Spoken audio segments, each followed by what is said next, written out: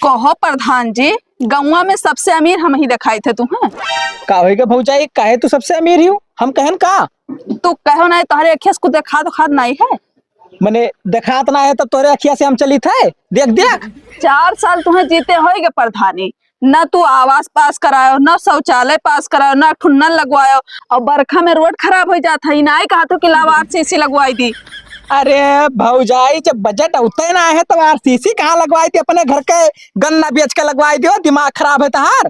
तहार दिमाग खराब, बजट नहीं आवत है। 2 महला बनवा लिया था, 3 महला बनवा लिया था, वहाँ खेत बाड़ी लिए थे, जमीन लिए थे लखनऊ में, बम्बई में, तब नहीं। अरे तो तोरे घर का आदमी पैसा दिया था, ली थे हो अपने नारिक दम पर ली थे।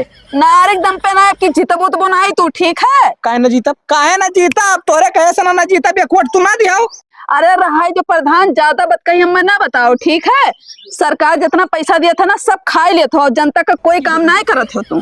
अब चलिए जा भौजाई, मूड ना खराब करो, ठीक है। हमें ज्यादा ज्ञान ना बताओ। ज्ञान ना बताई, जब सही बात कहो तो ऐसा लागे। हाँ सही बात तू कहता ही। तार दादा लाग दे देते हैं।